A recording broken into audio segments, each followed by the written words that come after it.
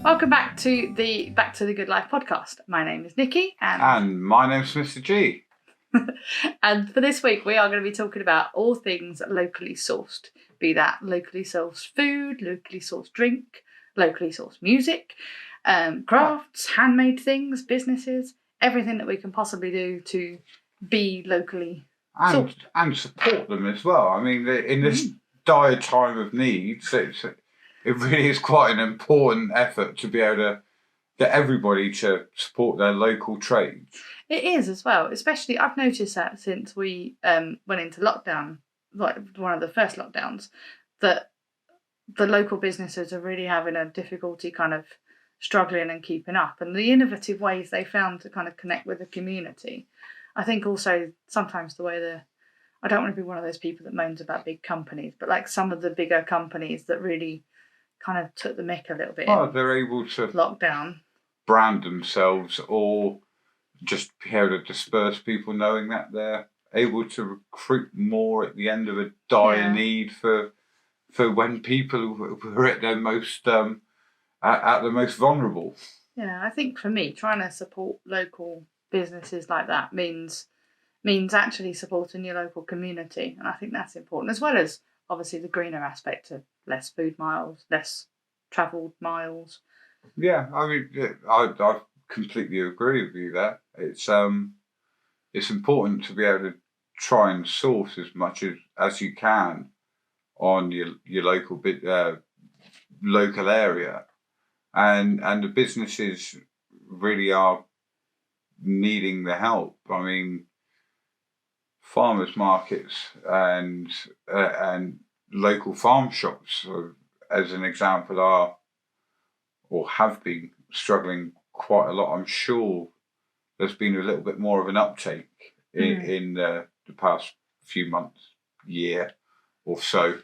Yeah, as they're going further into I definitely see that. Like, there's been, I know with like conversations I've had with people, they're definitely looking towards going to some more local farmers markets and bits and pieces. The problem we have is some of our local farmers markets are on during times where we're both at work, but we're doing a better job now at either finding ones that we can go to or communicating with others and going, right, we can't get there on like Thursday afternoon. Here's a list. Yeah, can you get them for us?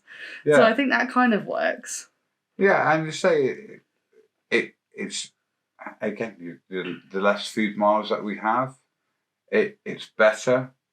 And to be honest, let's get down to the bare roots of it. The food tastes a lot nicer as well. Oh my God, yes. Carrots that are like still muddy, go and wash them off and they like smell carroty. I know it sounds like a ridiculous thing to say. Obviously it's a carrot, it smells carroty, but like I know that something definitely better with the taste. We use some of our other outlets for it. But yeah, it's important. I find it very important that we choose to try and support these things and have it ends up being a more local seasonal variety as well. Definitely. There was another thing that I think we don't realise is that how like one tiny thing affects something. So we're trying to look for like locally sourced food, which I think is as important as we could possibly get. But our odd box that we get isn't all local because it's all rescued veg. Yeah. And we got spring onions last week, and they said in there that we got the spring onions, and I think they're from Egypt, which you think to yourself, I don't really want to get them from the food mart. Not quite locally, but the thing was there was a storm. There was something like there was a storm, which meant that they were either late or too early, or something happened where there was basically too many, and it was either they collect them and give them out to people in their boxes, or they'd go to waste. So at that point, you just think to yourself, okay, in that case, I'll trade the food miles to actually stop the food waste, which is a weird thing to kind of think about, isn't it? There is a slight balance when it comes to it. I mean, we can't, especially with the economic climate, we can't really pick and choose. We can do our best. And doing your best is what we're hoping for at the end of it. I mean, as it comes to us ourselves being more self-sufficient, being able to provide ourselves. I think with, it'd be really local if we can grow them ourselves, as in literally 4 foot on our doorstep, out the door, in our small garden, all 3 meters away to the end of the garden. But I mean, you start from the inner radius and you work yourself out. Mm. I mean, and as you say, to be able to save something would essentially go to waste is better than trying to justify saying no, we aren't going to take this. Yeah, I think you've got to like pick your morals as you do them, and I think it's almost short-sighted of us to think we're always going to have the answer, as in we only buy things within a 10-mile radius of our house. It's like, that's a bit daft if it means that, as I said, loads of stuff is going to go to waste. But if we can figure out how to buy kind of most or buy or acquire, like grow, whatever, most of our stuff as close as possible, but then we can then use our actual buying power to decide, right, what are we actually going to support? Because like the place in Egypt that had the storms or whatever it was that meant there was too many, you can then actually go, okay, if I get most of my stuff locally, then occasionally rescuing something that's going to go to waste otherwise, or supporting something further afield. We're just minimising our impacts, really, aren't we? Yeah, I hope so. That's kind of the main thing for me, is minimising. Also, there's a flip side to that of supporting local people, local economy and local businesses as well. I think that's hopefully what shopping more local for us will mean. I mean, again, we're going back to this lockdown side of things, but there was a massive uptake of local farmers, and I'm sure it's not just in our area, it's worldwide as well, of saying, how can we adjust to what the current circumstances and situation is? Mm-hmm. And we have dairy farmers in our local area that are selling milk as through automated systems. Those bring it yourself milk bottle. Yeah, thingies. And I know you'd love that because it being technology. Absolutely, I loved it. Yeah, I'd much rather try and milk the cow myself. Well, one day, my love, if we get a cow, that can be your job. You heard it here first, folks. He's just said that when we get a cow, milking is going to be his job. Fantastic. I've nominated myself, I suppose. Does that stretch to goats? We could give it a goat, I suppose. Just said. Just give it a goat. Oh my God, I can't believe you said that. But no, there is I think a much better resurgence of people trying to figure out how to do it. I know when we did go through the lockdown, you've just reminded me, talking about milk, there was a local dairy nearby where we live that basically its job was generally to supply like chain restaurants like Starbucks and stuff like that. I don't know if Starbucks was, but it was that kind of coffee place for milk. So of course they didn't have any custom because they were all closed. So they were saying, bring your bottles, receptacles, whatever, and we'll charge you per the litre. And people were going, and it was great because it was a case of like a few days before, they'd shown a video of them literally having to pour the water down pour the milk down the drain. There was massive wastage. Yeah, but it was nice that they kind of had that innovation and that people really supported it. I mean, like, there was queues for like a good old hour or so to go and get bottles of milk, and it was just like, that's so great. It's people supporting their community. I mean, it was done in a safe, like, distanced way and all the rest of it. But it was nice to be able to see that. Yeah, everything had to be. It was nice to be able to see that, though. Yeah, indeed.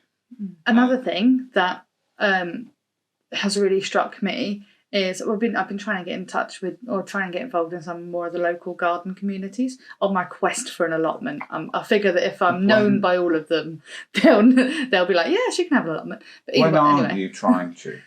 What, trying to get my allotment? Yeah. I've been trying for years.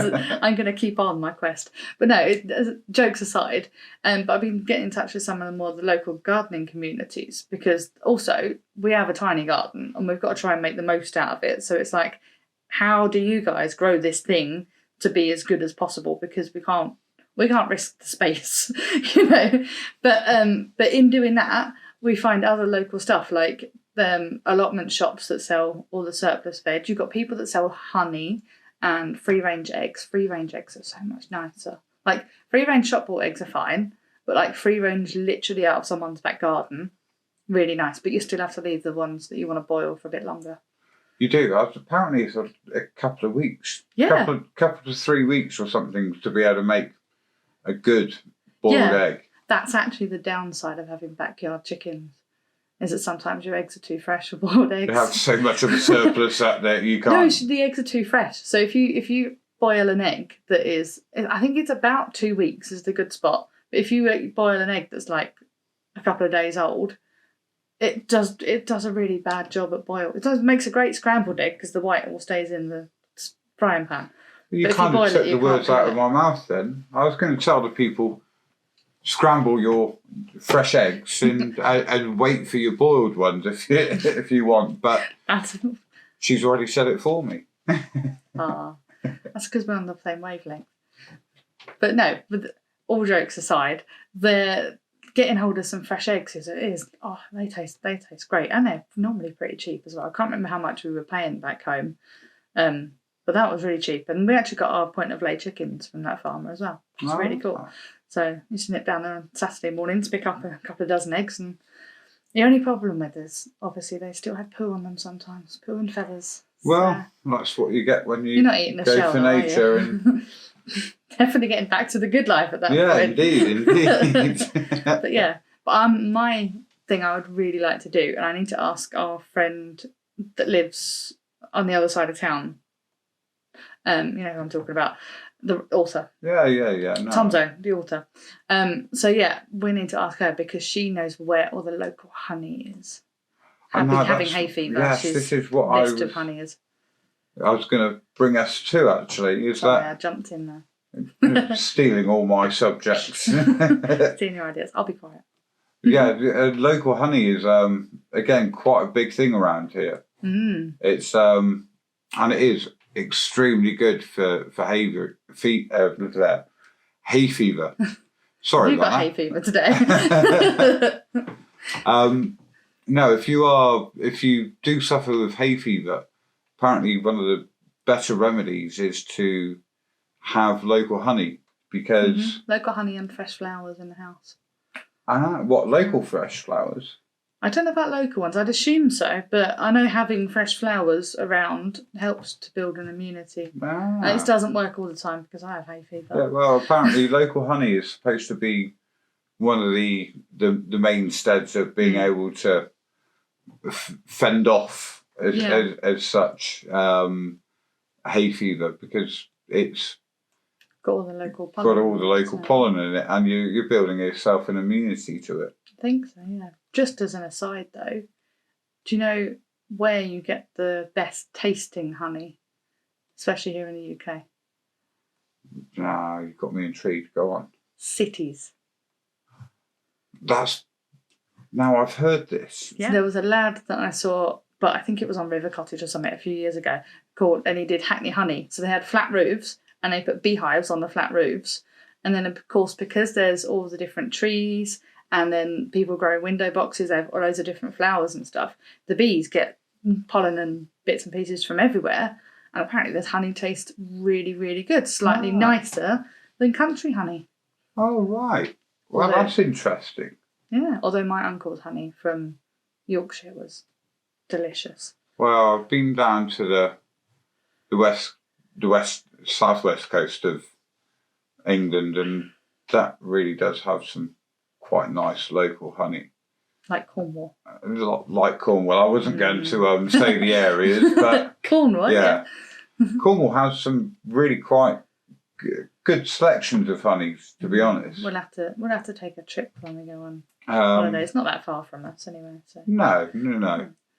But say local to your area is really good to try and source just for taste, let alone any medicinal properties it has. Honey's supposed to be, there's not a whole podcast about honey, but honey's supposed to be amazing medicinally. I mean, like everyone says about Manuka honey, which is obviously really good. You get medical grade Manuka honey. Yes, you do, yeah. But I can't remember what I was reading the other day because I was writing some content about healthcare, and a spoonful of honey can work just as well, if not better, than some over-the-counter cough syrups. I'm not a medical doctor, so that's not a recommendation. So does that mean that Mary Poppins was wrong all the time? Hers was a spoonful of sugar, so... Yeah. I mean... and hers tasted like rum punch as well. She wasn't wrong. Yeah, so let's get off of that subject. Let's get off of honey then. Otherwise we'll go straight on to mead, because that's definitely honey-based.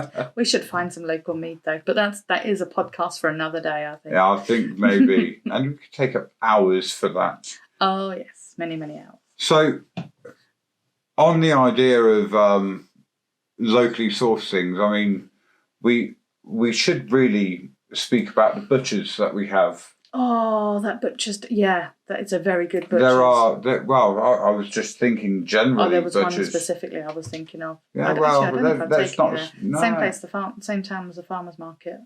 It's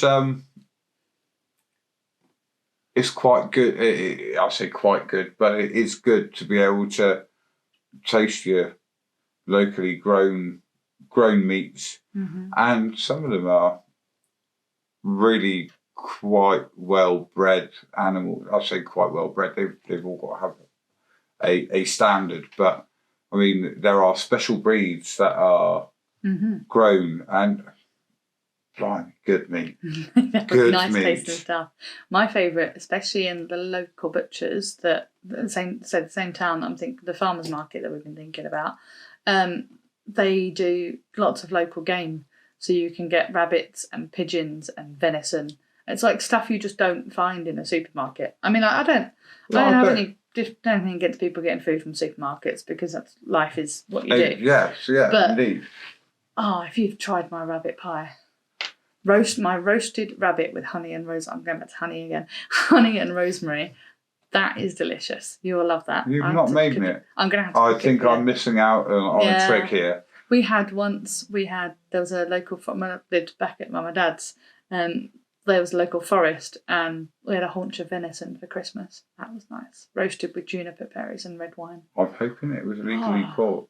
No, it was like properly sold from the gamekeepers at the thing. It wasn't like poached venison. Poached venison. Just out there. Just put it out there. Not supposed to be a good thing. You know, we don't support poaching. But no, rabbit's one of my favourites anyway. My pigeon pie is legendary. I haven't cooked you enough game, have I? I really should. You haven't, no. We need to find these things and cook you lots of game. But I don't mind. Well, we know like where that, it is. We know the local butchers. Well, we should go down there at some point. But no, I think we should be more open, generally as a society, to eating stuff like that, because people worry about the welfare standards that our meat is grown in, and that is a legitimate worry. It's why we only buy British pork.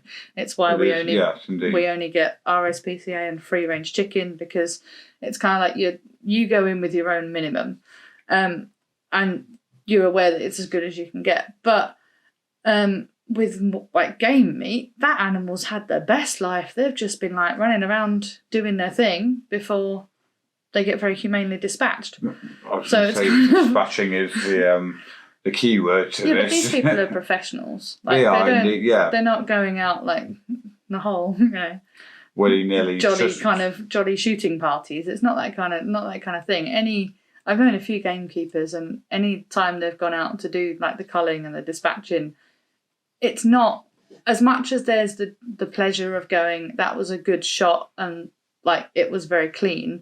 No one's like happy and jolly to go out and do it and enjoying it, as it were. I have a few gamekeeper friends myself, and there is an absolute respect to the animal. I think that's definitely something that needs to be talked about a lot more. Like, there's that assumption that if you're killing an animal for food, that those people enjoy it. It's like, it's not an enjoyment. Like, no one enjoys taking a life, but you can take pleasure in the fact that you've done it well and it was clean and it was well done, and the animal's had a great life. It brings us back to the good life as well, because slide that in there. Liked it. Nice. Well, as children, we always had table rabbits that we bred. Oh, your mum was telling me about them. And we were always told never give them names because they will end up on your plate one day. Oh, Fluffy and Thumper and all the rest of it. No. Figures. No. If you're going to go like that down that route, it's going to be Watership Down, surely. Oh, let's not go there. Moving swiftly on. But no, I think it's important that we should incorporate what it comes naturally to us. I mean, we are omnivores. We eat meat and vegetables. Yeah, and game is a lot healthier. Yeah, you have to be careful with game.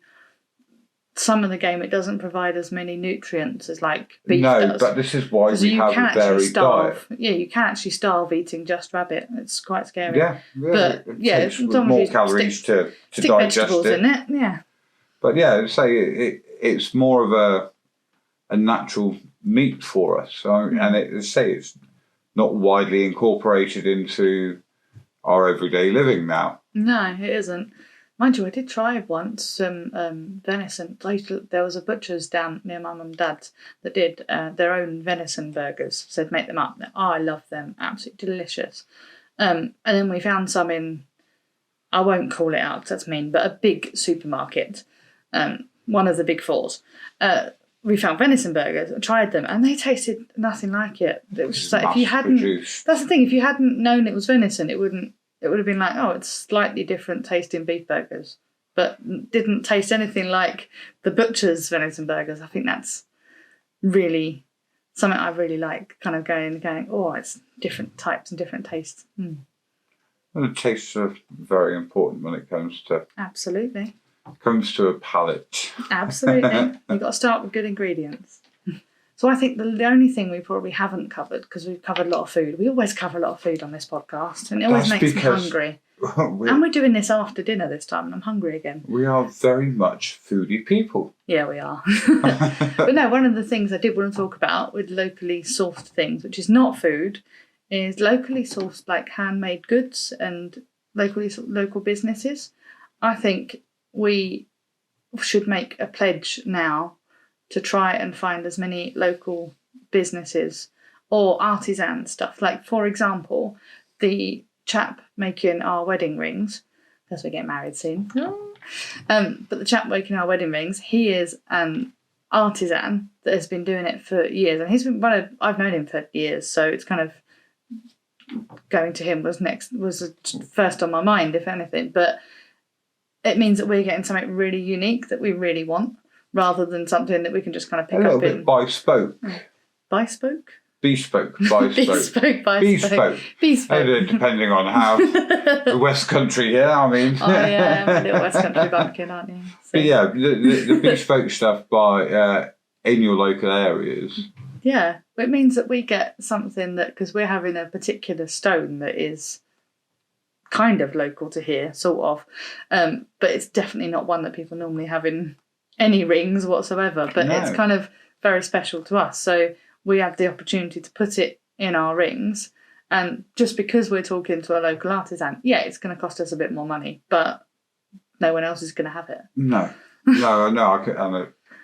I completely understand our reasonings, your reason for having it. Makes it sound like I've made all the decisions for this wedding. He did ask me. I didn't pressure him into it. I thought I'd point that out. Are you sure? Get on with it, you. Yeah, no, so locally sourced, let's say, gifts and... People need to normalise giving handmade local gifts. Like our friend who sent us blueberry bushes for our engagement party. Yeah. That's got to be an amazing gift. Yeah. So happy about that. I'm waiting for them to do their little bit of blueberry giving this year, hopefully. I hope so. We'll be documenting it on our Instagram page. You'll be seeing pictures of blueberries if we get any, or 3 that are going to grow this year.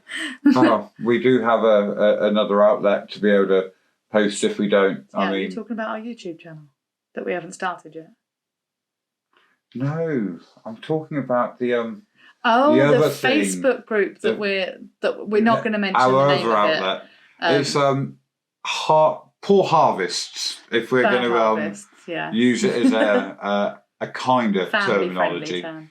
But yeah, it's a good Facebook group, that one. But no, it is fun. But so I suppose what we're trying to say throughout this this podcast is to try and remind people that your locally sourced things aren't just on your doorstep. yeah, And you'd be amazed as well. Like, we've been amazed by what's around us, and we don't even live somewhere that's that rural. I mean, very lucky in the fact that we're kind of almost half and half.